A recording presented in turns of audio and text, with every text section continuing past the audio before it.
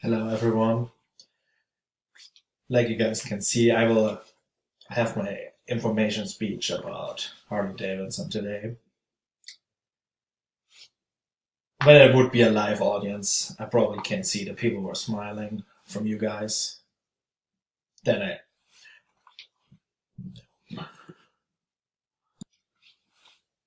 good evening everyone. Like you guys can see, I will hold my information speech about Harley Davidson. There are only two kinds of people. The people who love to ride a motorcycle, and probably the other three-quarters will just hate them. They hate motorcycles on the road. And I cannot blame them, because some of them really drive crazy. I choose Harley Davidson as my team because I think, personally, that's one of the iconic US brands everybody knows on the planet. And I like to ride. Harley Davidson. I have one. I have a 2015 Fat Bob. Right now it's in my garage because it's too cold for me to ride it, but I really enjoy it in summer. Nothing is nicer than when you go to work in the morning at sunrise, riding down the freeway with your, 55 in Northern Virginia. It's really nice. It's just this kind of freedom I really enjoy. All right. Let's go to the next. The history about Harley Davidson. It was founded in 1903 from the brothers Arthur and William Davidson and their friend William S. Harley. That's where the name comes from, Harley Davidson.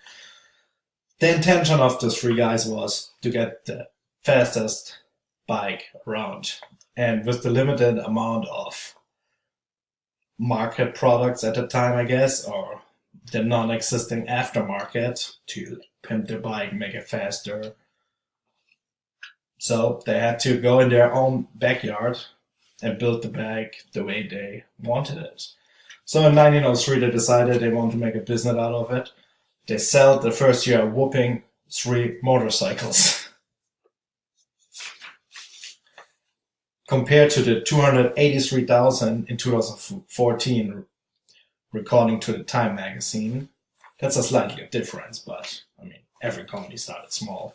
Microsoft was founded in a garage, so I guess the success tells another story for Harley. But really, that everybody knew them was around 1916-17, when the US started to be actively involved in the First World War. They delivered a lot of motorcycles for the military, and the same case in the Second World War. I mean, they started them all over Africa, Europe, to deploy them, where the soldiers got to know the bikes and to love them, actually. The same story like the Jeep. Everybody loves the Jeeps still, 60 years or 70 years after the war.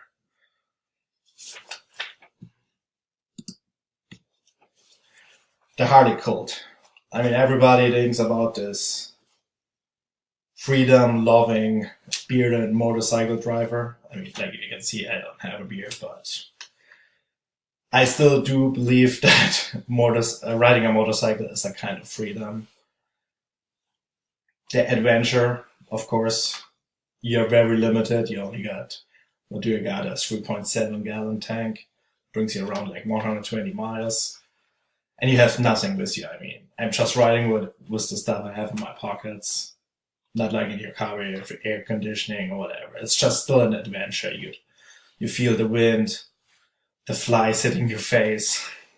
It's just a nice feeling, the adventure, the freedom. You have to try it. I mean, I can try to explain it to you, but you really feel free when you ride a motorcycle. And the individualism. I mean, I'm not a big fan of putting all these chrome parts on a motorcycle or black it out or chop them off or get a chopper with a big wheel.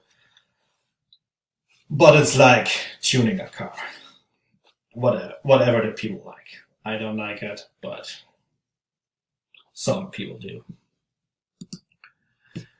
So some of the iconic motorcycles we got.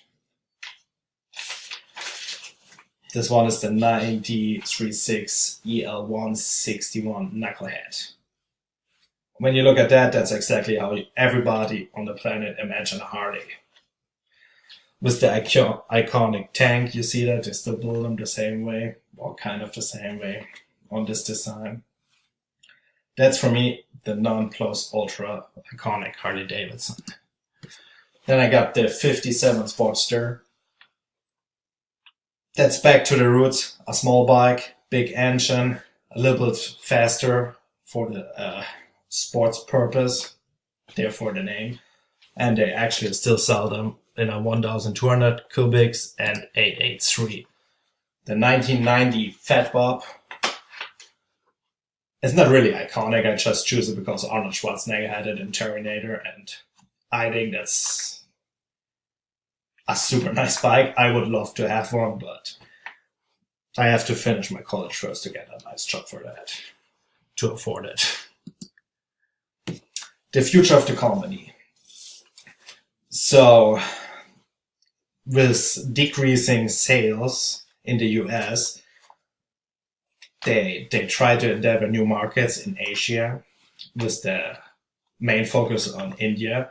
That's the reason why they choose to build the Street 500, their newest kind and smallest motorcycle in this market. They also bring, starting this year, electric motorcycle, the Livewire, I guess, to finally get the millennials on a bike. I don't know. I did not see it yet. They don't look like really Harleys for me personal anymore, but maybe the younger generation, they like the way they are. Right. That's all from me. When you guys have some questions, please send me a message, and thank you.